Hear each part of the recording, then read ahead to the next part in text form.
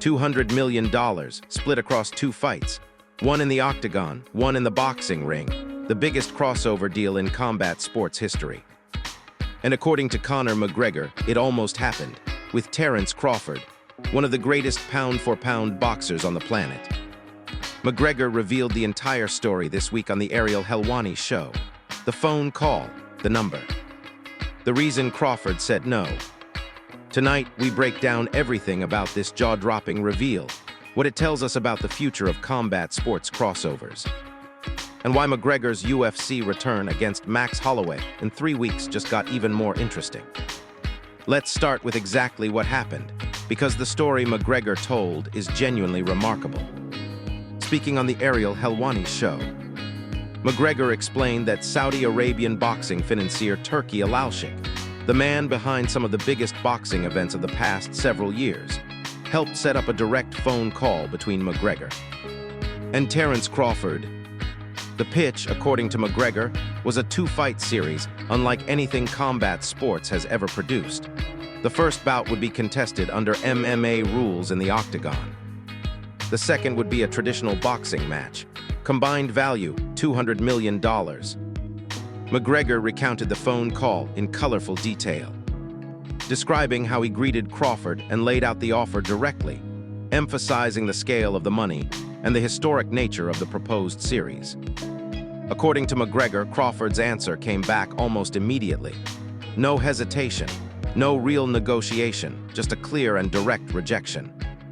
This is where the story gets particularly interesting, because the reason behind Crawford's rejection tells you everything about the unique dangers of cross-discipline fighting. According to McGregor's account, Crawford's stated reason for declining was simple. He did not want to be kicked. The MMA portion of the proposed deal, fighting under mixed martial arts rules, which would include leg kicks, body kicks, and the full range of striking techniques available in the octagon, was the deal breaker. This makes complete sense when you think about it from Crawford's perspective. He is, by any measure, one of the greatest boxers of his generation, a 3-weight undisputed champion. Wins over elite competition including Errol Spence Jr. and Sean Porter.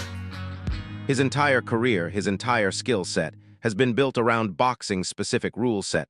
Punches only, no kicks, no clinch work, no ground game. Stepping into an octagon against a fighter like McGregor, even at 37 years old and 5 years removed from competition, exposes Crawford to attacks he has never had to train for or defend against him. His professional career. Leg kicks alone can be devastating to fighters who have not specifically trained to check or absorb them. For a boxer of Crawford's caliber and legacy, the risk-reward calculation makes sense. $200 million is an extraordinary sum, but risking serious injury, or simply looking unprepared and out of his depth against an unfamiliar rule set, in the twilight of an already legendary career, is a gamble many elite boxers would understandably avoid. This is not the first time Conor McGregor has pursued a boxing crossover. In fact, this fits a pattern that has defined a significant part of his public career since 2017. McGregor's boxing match against Floyd Mayweather remains one of the most lucrative crossover events in combat sports history. Since then, he has repeatedly floated the idea of additional boxing ventures against various names in the sport, with varying degrees of seriousness and follow-through.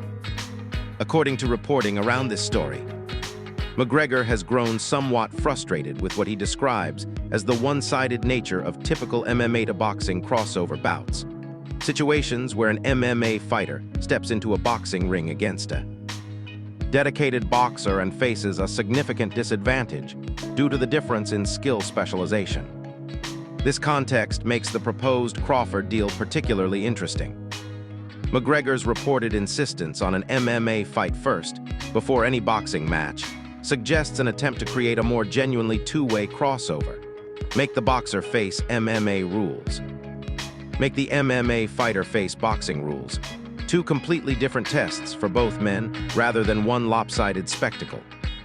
Whether or not this particular framing was McGregor's actual motivation, or simply a convenient way to describe a deal that ultimately fell through.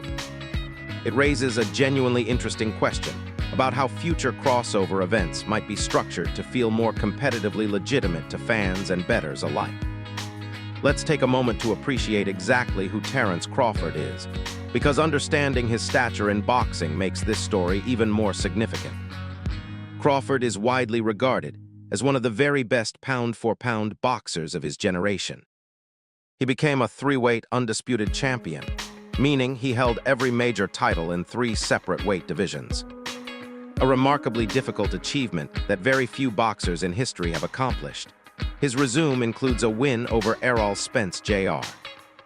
in a long-awaited unification bout that Crawford dominated, as well as a victory over Shawn Porter and a string of other significant wins throughout his career. He commands 8-figure purses for his title defenses, a testament to both his skill and his box office appeal. Crawford retired from boxing in December 2025. He has continued to make appearances connected to combat sports, including attending the UFC's White House event and being honored as the Boxing Writers Association of America's Fighter of the Year later this month. For a fighter of this caliber and legacy to walk away from a $200 million offer says something significant, both about his financial security after a successful career, and about how seriously elite boxers weigh the genuine risks of stepping outside their specialized discipline, even for an extraordinary payday. There's an additional layer to this story that adds some genuine humor and context to the broader combat sports conversation this week. After Ilia Topuria's shocking loss to Justin Gaethje at UFC Freedom 250, Terence Crawford posted a pointed reaction on social media, referencing Topuria's earlier trash talk. Topuria, before his loss, had made comments suggesting he could handle multiple boxers at once, including reportedly mentioning Crawford and fellow elite boxer Shakur Stevenson. Crawford's response after Topuria's defeat poked fun at those previous comments, essentially asking whether this was the same fighter who claimed he could knock out both Crawford and Stevenson simultaneously. This led to a back-and-forth exchange between McGregor and Crawford on social media, which set the stage for McGregor's broader revelation about the failed $200 million deal during his interview on the Helwani Show. It's a good reminder of how interconnected the personalities in combat. Sports truly are one fighter's loss in the octagon at the White House ends up sparking a chain of events that leads to one of the biggest crossover financial reveals of the year. Let's zoom out and think about what this story tells us about the broader landscape of combat sports crossovers heading into the second half of 2026. The appetite for these mega-money crossover events clearly remains enormous. $200 million for a 2-fight series is an almost unprecedented sum, even by the standards of recent boxing and MMA crossover deals. The willingness of financiers like Turki Alalshik to put together offers at this scale shows just how much commercial value exists in matching elite combat sports stars across disciplines. At the same time, this story highlights the real limits of these crossovers. Elite athletes who have built entire careers and legacies within one specific rule set have legitimate reasons to be cautious about stepping into a completely different combat discipline. Regardless of the financial incentive, this may shape how future crossover deals get structured. Promoters and financiers may need to get more creative, perhaps modified rule sets, or fights structured in ways that reduce the most significant risks for the visiting discipline specialist, in order to get top-tier boxers and MMA fighters to actually agree to these kinds of fights. Let's bring this back to the present moment, because this story is not just about a fight that did not happen. It's relevant context heading into McGregor's actual UFC return. McGregor is set to fight former UFC champion Max Holloway at UFC 329 on July 11th, his first time competing since his leg break in July 2021. This story, revealed in the middle of his fight camp for that bout, keeps McGregor's name in the headlines and adds to the overall narrative buildup heading into one of the most anticipated fights of the year. It also reinforces something important about McGregor's continued relevance in combat sports, even after a 5-year absence from active competition. He remains someone who major financial players in boxing want to do business with. He remains a draw significant enough to be offered a $200 million crossover deal, even while sitting out of MMA competition entirely. Whatever happens against Holloway on July 11th, this story is a reminder that McGregor's drawing power and his ability to generate massive financial opportunities have not diminished during his time away from the octagon. Here is the bottom line. Conor McGregor revealed this week that a proposed $200 million two-fight crossover series against boxing legend Terence Crawford fell apart after Crawford declined, reportedly because he did not want to face kicks in the MMA portion of the deal. It's a fascinating glimpse into the real financial scale of combat sports crossover events, and a reminder of just how seriously elite athletes weigh the genuine risks of stepping outside their specialized discipline, even for extraordinary money.